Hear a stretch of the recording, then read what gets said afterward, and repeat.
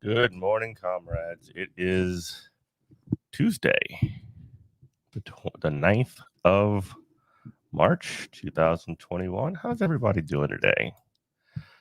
It is a beautiful day outside.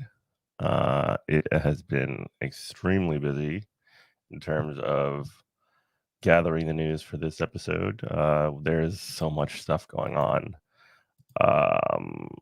So we can get into it in just a minute. And before we get started, though, if you are watching, please do smash subscribe, hit like, and retweet that tweet that I am putting into chat right now. Get a little more eyes on this show.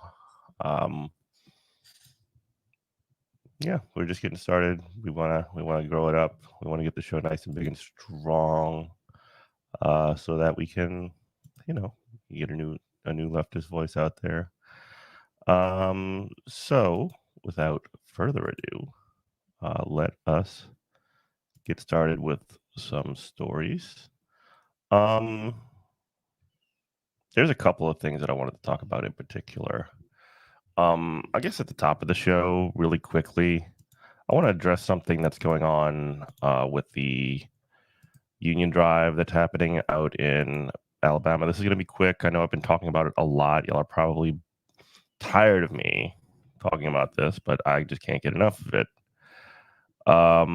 So there's been a couple of calls and things around that I've seen that the union in Bessemer, Alabama, the Amazon Union Drive, that there's a call for a boycott of Amazon right now. And like, if that was the case, I would be all down for it.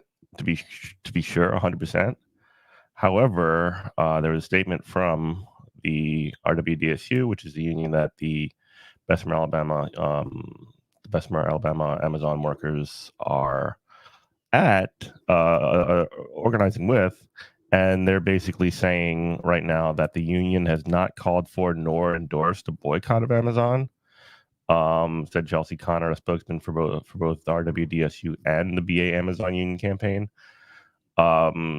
It's just simply that there's a couple of tweets to that effect. I think Kim Kelly had one where she was basically talking about how there's a lot of misinformation surrounding that. Good morning, G Wolf. And like that doesn't mean you have to use Amazon or anything like that. If you make your own choices or whatever. All it's simply saying is that there's no call from the workers to boycott Amazon, and that's really important that you recognize that. Don't spread information that is the case. And also, the Birmingham DSA had a really good follow-up post to this, which is one thing you can do to support the union is to send a video or a picture message of support for the Birmingham Amazon community at gmail.com.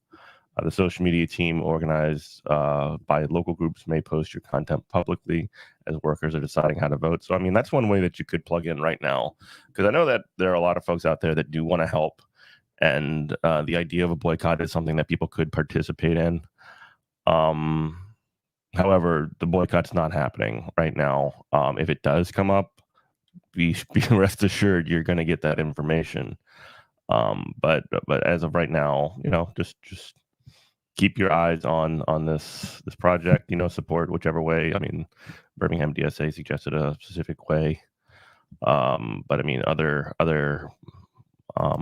options are on the table as well. So I just wanted to kind of put that out there to kind of clear some of that stuff up, because you don't want to, like, it looks well, it looks a little bit silly and ridiculous if you're like on a different page than the workers that you're purportedly trying to help and support and show solidarity with, one. And then two, I mean, that might complicate some of the situations of the negotiations that are taking place with the union. It might, like, some of the workers that are that might vote on whether or not to unionize, the Amazon may be able to weaponize that kind of information, because they'll say, oh, look at that, they're trying to they're doing a boycott, so we're going to have to like scale down production, scale down jobs, and fire people. Look at what the union did. So I think it's important that in this specific situation, listen to what the workers are saying. If they call for a boycott, I would be supporting the boycott. If they're not calling for a boycott, I'm just going to behave differently. I mean, does that mean that you have to purchase everything from Amazon? Of course not. There's a lot of many better things to purchase your crap from in general than Amazon. However,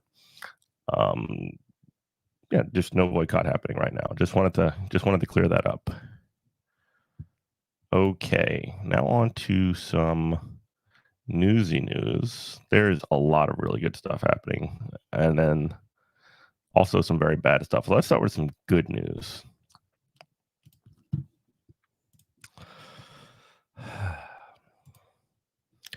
So Luis Ignacio Lula de Silva. I'll just known mostly as Lula, is the former president of Brazil. He was imprisoned after a coup of Dilma Rousseff, who was his successor after he was, president of Brazil for 2 terms. He'd been termed out, and was considered. There was a sort of judicial coup where they disqualified and got Dilma accused of various things of corruption, and also Lula was wrapped up in some of the stuff as well. I want to kind of read some of the details here. So Lula has convictions quashed, leaving him free to challenge Bolsonaro. So critically in this, when Lula was convicted of corruption, it wasn't even very clear what the charges were. But when he was convicted, or when he was in prison, he wasn't convicted of anything. Actually, he wasn't tried. He was held without a trial. But when he was in prison for this purported corruption, he was the front runner in the election for president of Brazil at the time. And when he was imprisoned, he was disqualified from running.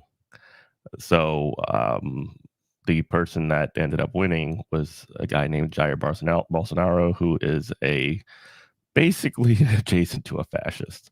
Oh, great. I don't have to find a different article because this one is locked. Wait. Oh, okay. No, I don't have to. Brazil's former president Luiz Inácio Lula da Silva could be set for a sensational comeback attempt after a Supreme Court judge annulled a series of criminal convictions against the leftist icon and restored his political rights. So he was essentially disqualified even after being released from prison, which he was released from prison sometime last year, probably in the first half of 2020. I can't remember the month. But this right here essentially gives him an opportunity to run for political office once again. The ruling, once again, which analysts call the political bombshell, means Lula is almost certain to challenge Brazil's incumbent president, Jair Bolsonaro, in the 2022 presidential election. The election starts today.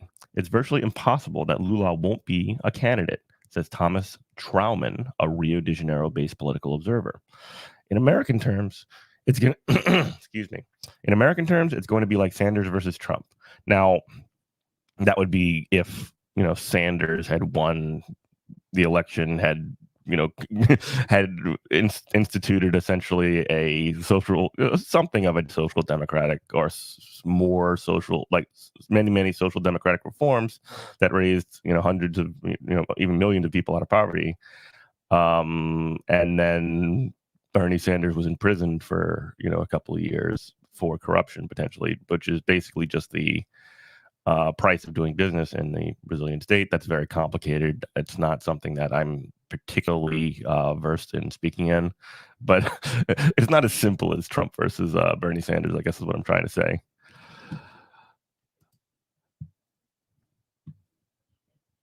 The election starts, the Valor Econômico, Brazil's leading financial website, declared, quote, Lula is back in the game. Lula was president of Latin America's largest economy for 2 terms, between 2003 and 2011, and oversaw a historic period of commodity-fueled growth and poverty reduction. The Workers' Party, PT, politician, who is now 75, had hoped to seek a 3rd term in 2018, but was sidelined after being jailed on disputed corruption charges, paving the way for Bolsonaro's landslide victory. So, I mean, disputed corruption charges is a pretty light way of putting it. It is, they were basically like very, very targeted. There was this entire operation that was partially funded by the U.S. government called Operation Car Wash, that was essentially digging up information and looking for, targeting, looking for corruption. And I want to point this part out because it's really important. When corruption is the only thing that someone is targeted for being, for crimes or for, some kind of political attack or assassination or whatever, I always kind of, and I always kind of prick my ears up, and I sort of think to myself, corruption, what kind of corruption? It's very, very unclear. But like the sense that people get when they hear corruption is essentially, well, that person needs to be stopped. And excuse me, like I understand that instinct. It's it is sort of like it has like it's almost like a word that's got a gut correlation with it. Like you just have an emotion like, ugh, corruption, disgusting. But what ends up happening with that is it becomes weaponized by people who are essentially against the democratic project, and I mean it's used to disqualify legitimate leaders. And how corruption is defined is only ever weaponized against the left. And that's another really important thing. Corruption never ever works against the right, and that's just something to kind of keep in mind. Speaking of the Guardian last April, the former shoeshine boy played down. Yeah, he was a shoeshine boy when he was a kid. That was pretty cool. That he got to the point of union leader and then president of Brazil. I need to read up on like a biography of Lula, because a fascinating individual. He played down speculation that he would challenge Bolsonaro in 2022, but accused the far-right former army captain of leading Brazilians, quote, to the slaughterhouse with his grotesque and reckless response to the coronavirus pandemic. Yeah, Brazil was one of the worst. They were right up there with the U.S. in terms of response to the coronavirus. I think they were worse than the U.S., but I have to look at some details on that. You can be certain the left will be governing Brazil again after 2022, Lula claimed. We will vote for someone who is committed to human rights and respects them, who respects environmental protection, who respects the Amazon, who respects blacks and indigenous. We're going to elect someone who is committed to the poor of this country. So Lula is basically not yet saying he's going to run. I think it would be smart for him to run. I think he would be, by far the strongest candidate. Knowing as little as I do about Brazilian politics, that's I could definitely be wrong on that. Good morning, DS. Trauman said Monday's ruling was an unmistakable turning point and potentially positive for those who wanted to see the back of Bolsonaro under whose highly controversial watch more than 265,000 Brazilians have lost their lives to COVID-19. Holy crap. So that's, over 250,000. I'm not exactly sure how population is, different from the U.S. and Brazil, but yeah, that's wild. If you are absolutely opposed to Bolsonaro, this is good news, because you have a candidate who is undeniably strong, popular, and who can defeat Bolsonaro. So, one more quote, and then we'll kind of drop off. The problem is that there is a pretty reasonable number of people who don't want either of them as president. What? And if these people don't get together and show up with a third candidate now, there will be no room for them. So it's come on now. It's Lula versus Bolsonaro. It's the showdown. The building's on fire. They're on the roof, and they're going to fight it out. It's going to be very, very. Actually, I think Lula's going to roll them. But we'll see. The election's next year. But the great news is that Jair Bolsonaro, who is basically like as close to you can get as a military style fascist, is going to face the strongest possible challenge from somebody who has he's a legend. So anyway, I'm sorry. So G Wolf says, I hope Lula can get back in power. Jair's a nightmare of a human. Yeah. Lula Libre, absolutely 100%. 211 million. So they have a significantly smaller population in Brazil than the US, and they have about half the number of deaths. Because US has what, 600 million, 500 million? US population. Oh, this one. 300. Okay, so it's okay. 331 million. I way overestimated. All right. So, yeah, numbers are comparable to the U.S. Anyway, about 2/3 of the U.S. population.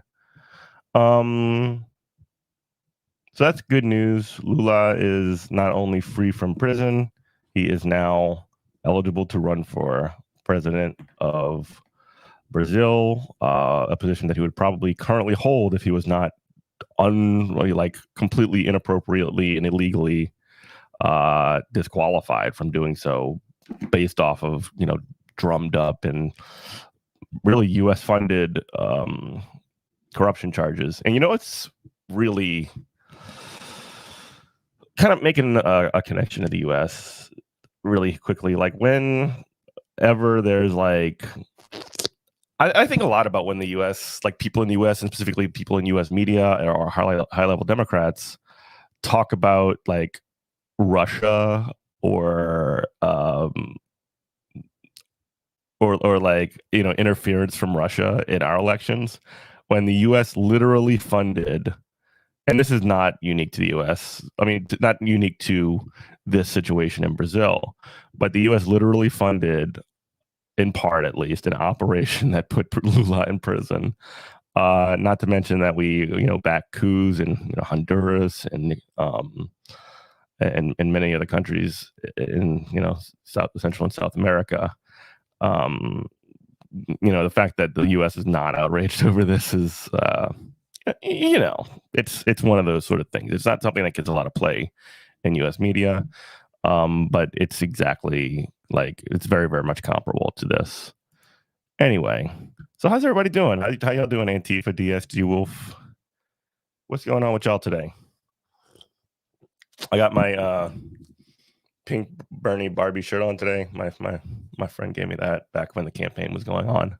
I keep looking back on the campaign and just sort of thinking where we were at that time. I don't know. I did a considerable amount of campaigning for Bernie Sanders. It's just we would go. I live in suburban New Orleans, just outside of New Orleans, and they have parks and stuff that I would go and just talk to random people. It was a good time. It was hungover yesterday morning. Oh, yeah, you got twisted on Sunday night. Nice.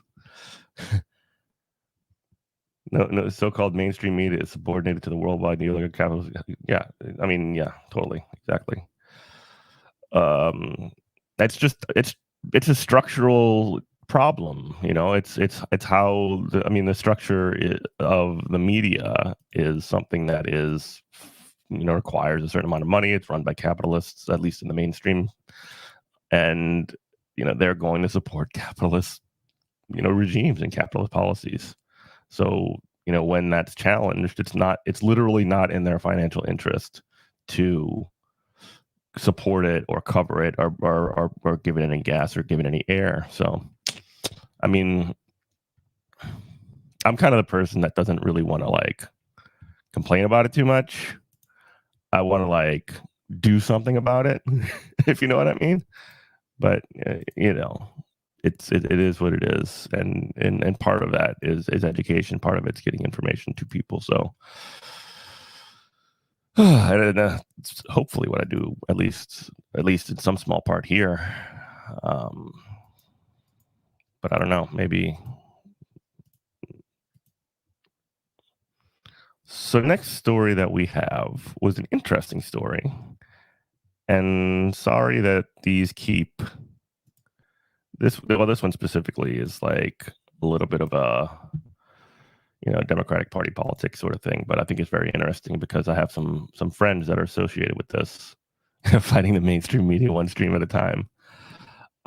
So this is a story from The Intercept. Entire staff of the Nevada Democratic Party quits after a Democratic Socialist slate won every seat. So, excuse me. Sometime back, there was this story, kind of, at least in my mind, goes back to it's DSA Nevada. I have some friends over in DSA Nevada, actually, in DSA Las Vegas, And I'm going to be reaching out. Actually, I have reached out to some of them, and they are extremely busy, but more in part because of the situation, also in part because of DSA has a large Pass the Pro Act campaign happening right now. So, I definitely don't want to um, mess people up with that. So, but if anybody does, want to come on and talk, they're always welcome to. Anyway, so the battle between insurgent progressives in Nevada and the Harry Reid machine has begun building in 2016. Not long after Judith Whitmer won her election on Saturday to become the chair of the Nevada Democratic Party, she got an email from the party's executive director, Anna Mounts. The message from Mounts began with a note of congratulations before getting to her main point. She was quitting. So was every other employee.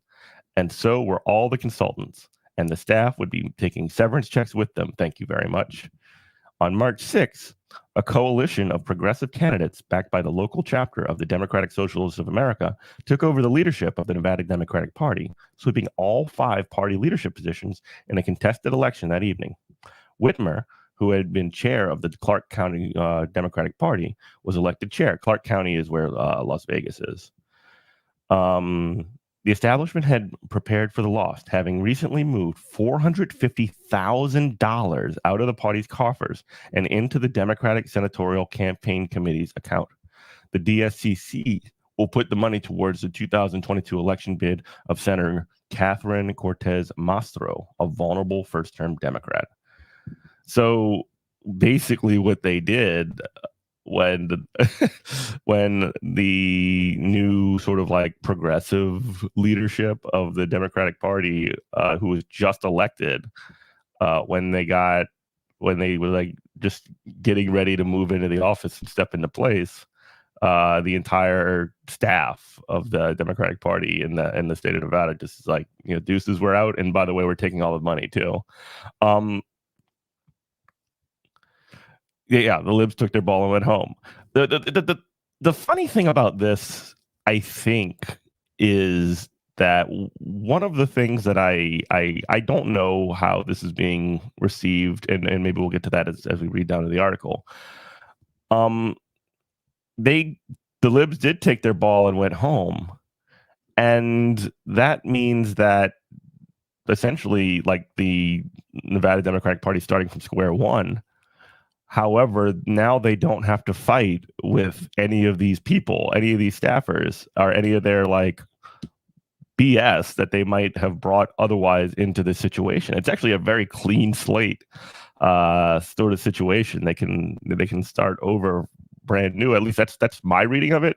I'm not exactly sure, what the dynamics in that particular situation are as they play out, but it seems to me like there's a pretty big opportunity to sort of bring in your own sort of set of staffers to do this kind of work and redefine what even the Democratic Party does in that area. That's actually, I think, I interpret as at least potentially a good thing.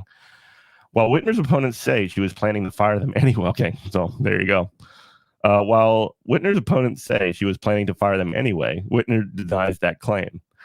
I've been putting in the work, Whitmer told The Intercept for the latest episode of Deconstructed. That's their podcast. What they just didn't expect is that we got better and better at organizing and out-organizing them at every turn. Yeah, win-win. It's a win-win. The battle between the insurgent progressives wing and the party of the party and what was known as Nevada as the Reid machine, a tightly run operation still guided by Senate Majority Leader Harry Reid, began 5 years ago when Vermont Senator Bernie Sanders organized support for his 2016 presidential primary campaign. Well, let me share this with y'all. Sorry. While Reid was working behind the scenes to help his opponent, Hillary Clinton, over the next 4 years, outside organizations like DSA exploded in size and strength.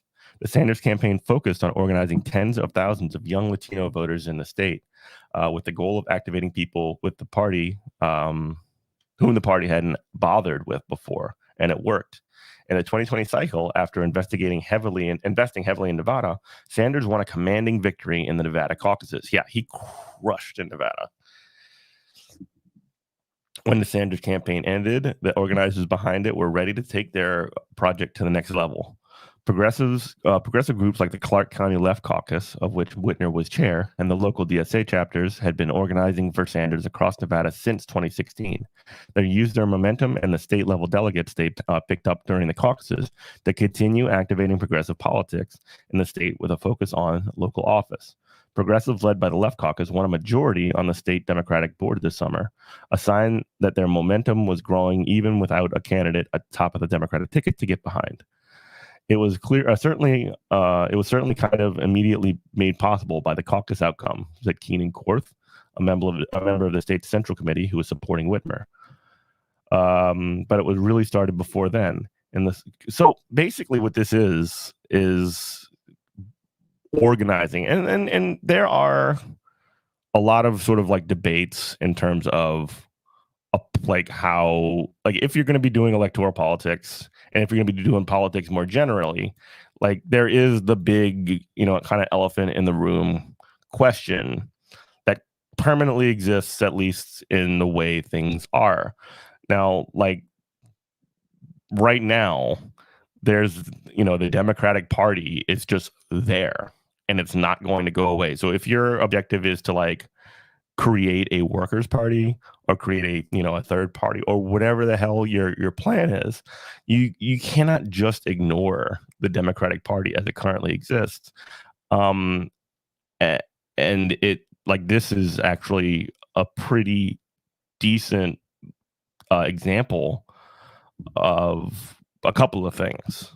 One, that the Democratic Party is not like impenetrable, at least not in the state and local level. It's not like it's a very empty shell.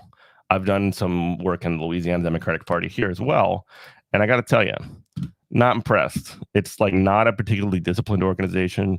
There's a lot of empty seats on these like local and state committees. It doesn't stand for anything in particular. It's just a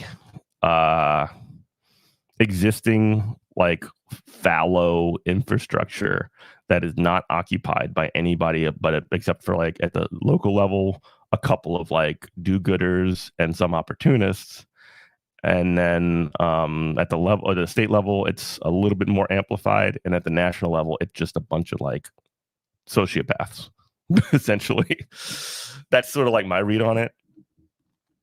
So, I mean, like, this is something that can at least be a blueprint for it's not the one and only way to do politics or whatever in,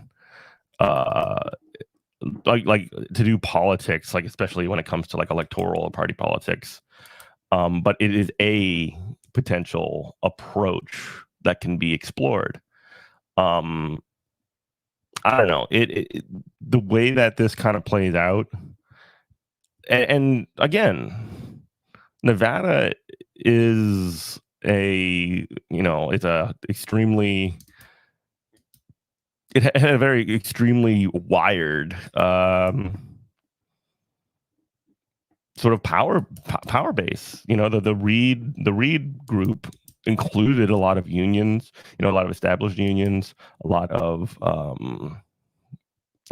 of like high-ranking officials, senators, et cetera. Like the Democrats in Nevada were not like weak. It didn't seem like, at least, and they got knocked over by good organizing, and that's sort of like what it all comes back to, is doing organizing, creating, like having a plan, having people execute that plan. And what it seems like to me is bringing people in. So that's something that I think this is something that's going to require some examination. I would like to talk to some folks about this. But yeah. Oh, here's some tea. There's some tea in here. All right. Whitmer's predecessor, former Clark County Democratic Chair Donna West, said Whitmer did not try to bridge gaps within the party. She, quote, does not listen to others' opinions and really take those on board. Okay. West said, I found that working with her could be really difficult, that she doesn't really collaborate well. She doesn't work with build consensus. So this is like them smearing her on the way out, which is fun. A former Democratic Party staffer who requested anonymity to speak freely told The Intercept they quit out of a belief that Whitmer hadn't built relationships across the party as Clark County chair and was at times unfairly critical of the state Democratic Party. Well, if you're going to be critical of the state Democratic Party and then you take it over, then you have the right to basically use that Democratic Party. You're just getting out of there because you don't want to have to do organizing work, dude. I knew I couldn't work with her and and watch her destroy the years of hard work so many operatives put into making our state party the best state party in the country. Oh my God. I hate when people do that exceptionalism stuff. In a twist of history, Reed himself actually produced the conditions that led to his own lieutenants getting tossed from office. It was Reed who successfully maneuvered in 2008 to make Nevada the first presidential caucus in the West. His reasoning was simple. He wanted presidential candidates to have to take a position on whether nuclear waste should be stored at Yucca Mountain. More precisely, he wanted that position to be no. In exchange for Barack Obama's promise to scuttle the Yucca Mountain project, Reed endorsed him. Very I mean, like, obviously, you shouldn't be putting that there. You should not be putting the nuclear waste at Yucca Mountain. You don't need that much nuclear waste, honestly. We should probably roll back now. I don't want to get into the nuclear thing. It worked. Obama appointed a former aide of Reed's to the Nuclear Regulatory Commission with instructions to halt the project. Reed, I guess one thing was with Reed is that he didn't want it like in his state. He wanted it in somebody else's state. What do you mean by Bloomberg's disease? G Wolf. Reed also wanted the caucus to help build the party's infrastructure, and that worked too. Yeah, it built an infrastructure and it wiped out the Reed faction. After years of Republican control, Democrats now hold the governor's mansion and the state Senate and the state House, as well as both the U.S. Senate seats. Without those two senators, there'd be no Democratic majority in the House and in the Senate today. But this caucus has also created an opening for Sanders, and his supporters have run through it to swamp the party. Instead of finding a way to work with the newcomers, the Reed machine is setting up an independent shop. Reed declined to comment. You know, that's another really interesting thing that's way different than here, because in Louisiana, specifically for the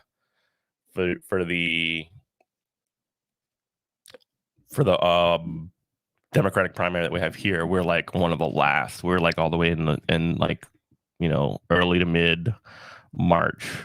So it would be around this time of year. Want to control everything and tell others what's best for them. Well, so here's the thing with that though, G Wolf. Whitmer is like the new progressive person that's coming in, and my reading on that is that she's the new progressive person that's coming in, and the people that are talking shit about her are the people that are leaving and resigning. Like, they're just saying, at least this is my reading of it. They're like, oh, she sucks. She doesn't work with people. She doesn't talk to anybody. She just wants to do her own thing, which she just organized a thing that knocked these people out. And the staffer who was talking shit about Whitmer just quit. So I don't know. My sort of reading is they're just kind of like trying to smear her on the way out, but we'll see.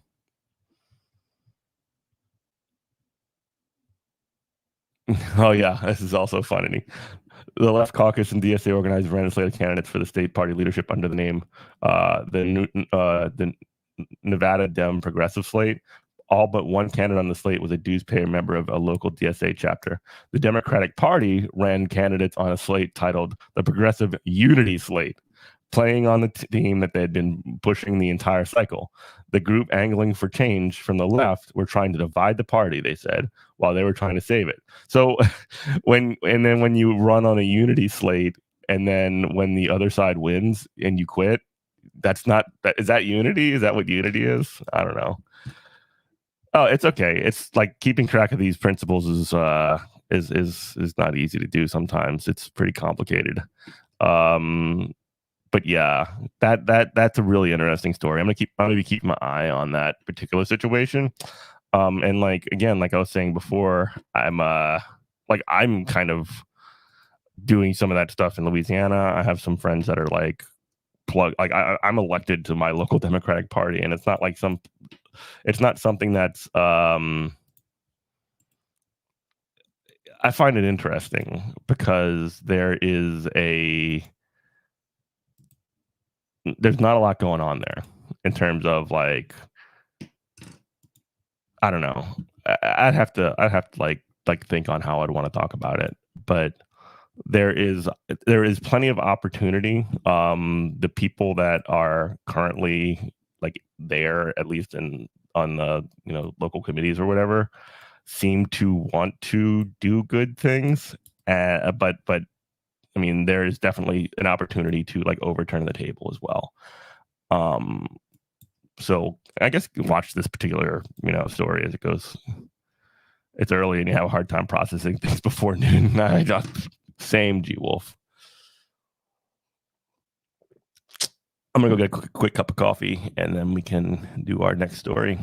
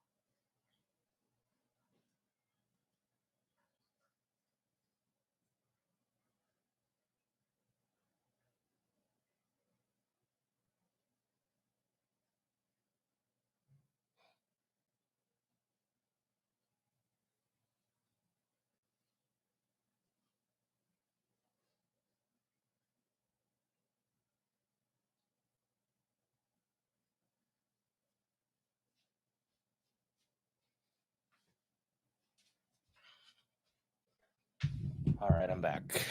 All right, next story I have. This one is actually a very, very like terrible story. But I think it's important that we take a look at it. So, Joe Biden is the current president of the United States, of course. And he has been, one of the things he ran on was getting the kids out of the cages or whatever. Oh yeah, it's a Tiffany lamp. I don't know where we got. I guess I got it when I moved in here.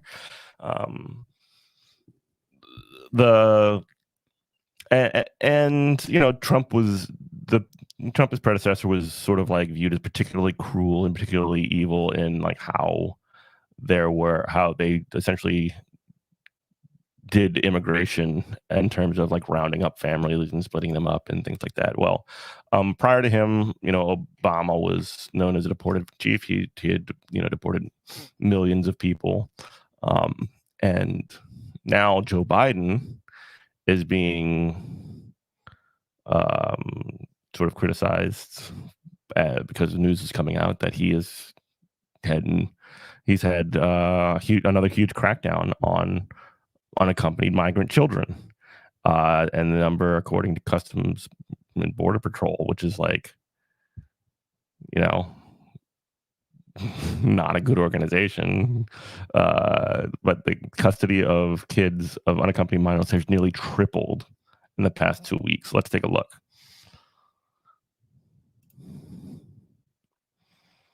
Let's take a look. The southern border, a record number of migrant children are in Border Patrol custody, and shelter beds are scarce, raising fears of a new crisis at the border. The growing number of unaccompanied minors has raised alarm bells in the Biden administration. We get more now from CBS's Maria Villarreal. CBS News tonight has learned there are more than 3,200 unaccompanied migrant children in Customs and Border Protection custody. a total that has nearly tripled in the last 2 weeks. Government data obtained by CBS News also shows U.S. shelters received more than 7,000 migrant children last month, with another 1,500 new arrivals in the first 4 days of March alone, posing a huge challenge for the new Biden administration. This massive influx is further straining a system already near capacity.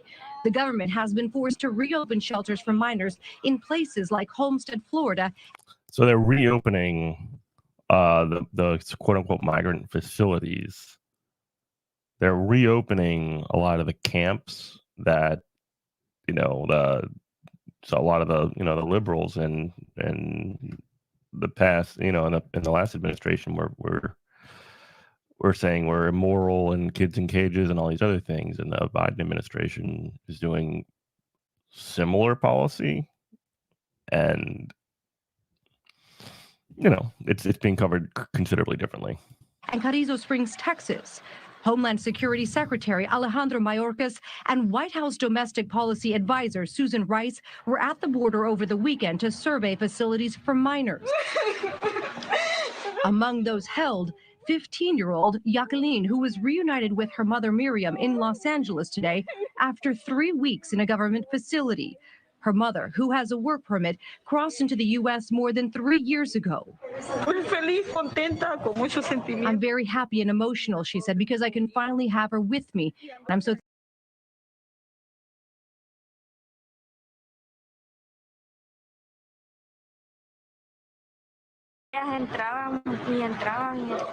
Every day there were more and more kids that were coming to the border by themselves. For now, these children are being held in facilities that are managed by Customs and Border Protection, but they are meant for adults. We know that several federal agencies right now are working together on this issue. And late this afternoon, CBS News got a statement from the Office of Refugee and Resettlement that says, in part, they are looking at several options for long-term and short-term solutions that will help safely take care of these children. Nora? There have never been so many kids in custody. Maria Villarreal with that great reporting. Thank you.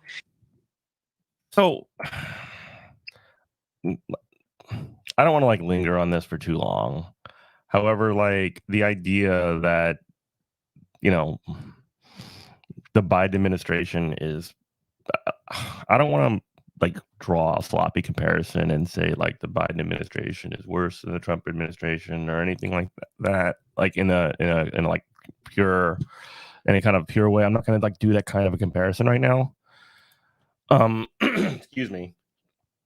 But at the same time, the problem that I keep seeing come up with this is when Democrats run on policies of doing, essentially doing away with these kind of things, and they don't deliver, they undermine anything that they're saying, any kind of support or any kind of credibility that they have on any particular issue. And this is a huge one, because it comes down to our children going to be detained in these kids in camps, kids in facilities. The US has a very, very terrible history of putting people in various camps. It's evocative of the honestly, FDR, one of the better presidents, honestly, is one of the better presidents is well known for his horrible treatment of Japanese and Asian Americans by putting them in camps during the Second World War. So that's unacceptable. We got to get someone on that. Can you give us a plan? What? Oh, it sounds to me. I have some contacts. Okay, we can circle back actually. So this is bad news really quickly, but I do want to talk about this, the Nevada takeover. I actually just saw a funny article about that too. Some guy doing a big sad because they lost. But anyway, kids in camps bad. Biden administration is not doing anything to make it any better. They're actually making it worse. This is not good, folks. Not good. So actually, Robert, welcome to the chat. What are your kind of like initial thoughts? No, we were talking about it, but I do want to circle back to it because I think that it is important. I mean, I can see it developing something like that, something like the take over the Democratic Party happening here. It's honestly not inconceivable in any way, largely because the way that the Louisiana Democratic Party is constructed is very, very loose. And the people who are kind of in those positions are deferential to leadership in a lot of ways. There's a certain amount of discipline. Like there's not necessarily like party line type stuff going on. However, like there is a reluctance, could we say, to and it's not like a paralyzing reluctance, but there is a certain reluctance to like make waves in a kind of more general way. There's a little bit of faith in leadership that I don't share, and I know that many people who are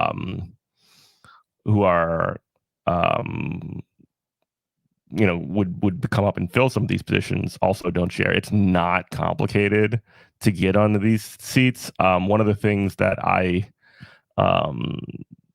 it's a funny story.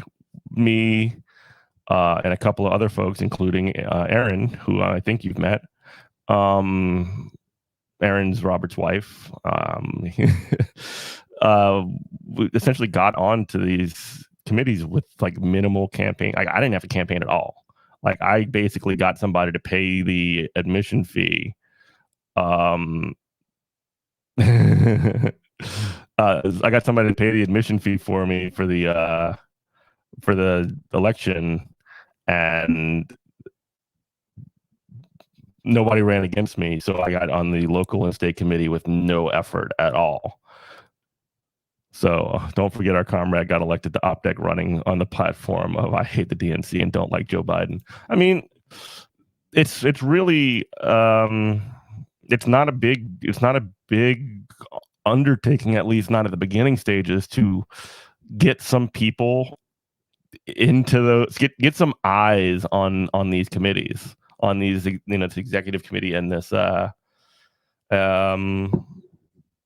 on the obviously it's going to be a little bit more difficult in urban areas. It's going to be difficult in like state and in big cities. So like Orleans, Baton Rouge, that comes to mind.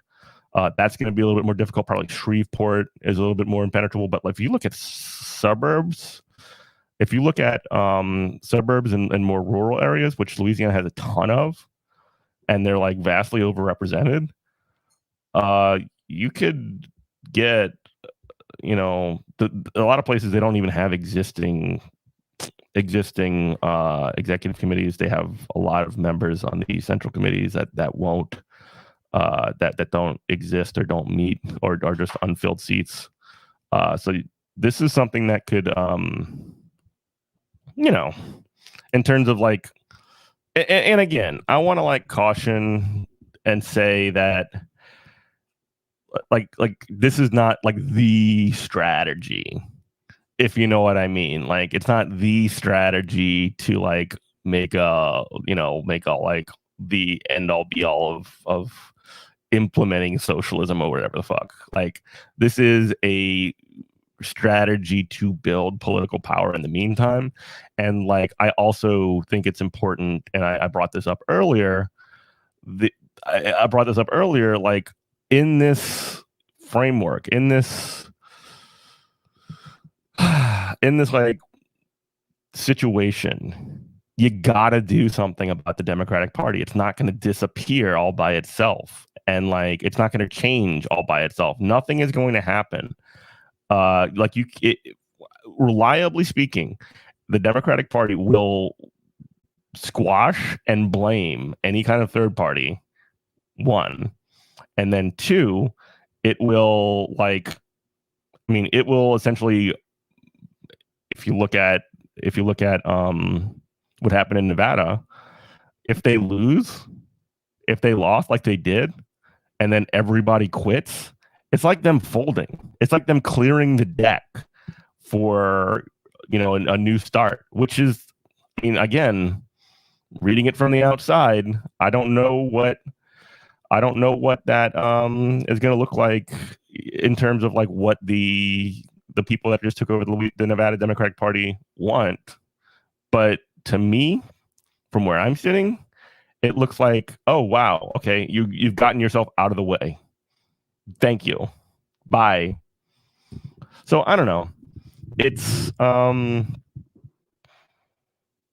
definitely worth like consideration. It's not the end all be all of everything. I think it's definitely worth some time and some effort. But I think also having a specific kind of formation with a specific set of policies, and that's important. Having a specific set of policies and a specific base of support coming from regular working people, union members, that kind of stuff, that could be what turns the table over. That would be the only way that it would turn the table over in a good way. And again, if it destroys the Democratic Party, you build something else. If it takes over the apparatus, then you have the control of that apparatus. So either way, I think you're in, decent shape. I think like creating a situation where, the limits of what a victory and what a loss are controlled. I don't know. I don't know if this is boring for people. I don't know if this is like silly. Sound off in the comments if you want me to shut the fuck up about this particular thing, honestly.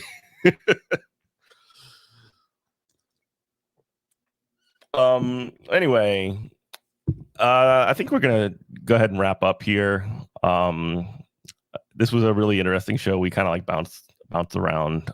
There's a lot of news. I didn't even get to talk about Pepe Le Pew being left out of the Space Jam movie, which is just really unfortunate. I guess we'll maybe talk about that tomorrow. It's probably not. It's like, it's a silly woke mob story.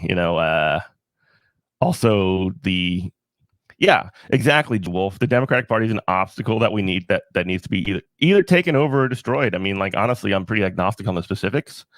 I think taken over might be a more affirmative, a more affirmative, more positive development. It might instill some kind of like hope and normalcy on people. But I also like see the I'm not like married specifically to that, like taking it over necessarily. Like if it's got to be brought up behind the shed, and that's what's got to happen. But yeah, I don't even really have a preference. Regardless of that, yeah, we didn't even get to talk about the Papa John's guy either, who has spent the last 20 months trying to train himself not to say the N-word anymore. Like, I don't know what's going on with the conservatives and with the weirdos of the world. Just stop saying the N-word, Papa John's, man. Damn, Vichy Corpo Dems, they're structurally corrupt and need to be marginalized by action. Yeah. I mean, well, so Antifa, I agree with that in the general sense. Do you think that this is action by the working class, like by what happened in Nevada? Because I mean, that's a real question. I mean,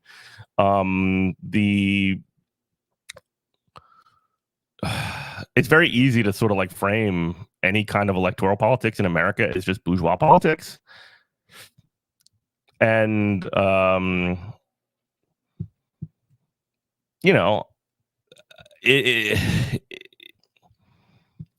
it's like people, when you start talking about elections and when you start talking about the Democratic Party, people in like very reflexively, I think, get a bit defensive, and that's not for that is for some good reason. I mean, for a very, very long time, the electoral political system in the U.S. has been completely and utterly, at least seemingly, impenetrable.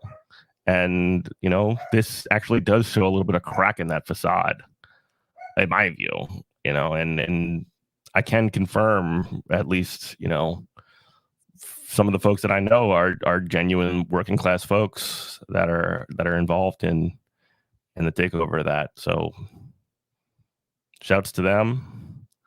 And I do want to shut us down for the day. So you can get all of our stuff. You can actually support our show, patreon.com/Good Morning Comrade. You can also help us out by, you know, liking this video, sharing it with your friends, share it with your enemies, share it with whoever. You can also check out our podcast or on WHIV. We are on the radio, WHIV 102.3. You can listen live on WHIVFM.org/listen.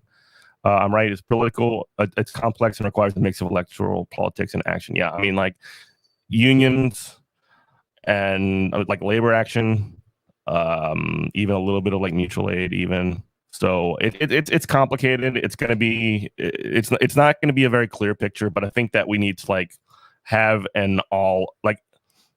I kind of see these things discreetly, or not discreetly. They're intertwined as fronts in a war, and you cannot leave any of them You can't leave any of them sort of like untended, because if you do, you lose that front. And so I think it's important to at least have some kind of strategy there, and you know that could be a potential model. Anyway, all right. I'm going to leave y'all. So y'all follow this link. I know many of y'all are heading there already, but this is for, you should go check out Andrea's show, Above It All, right now. It is starting in 1 minute. Andrea is a dear friend of the show, and she's starting now. Thanks, everybody. Love you. Bye.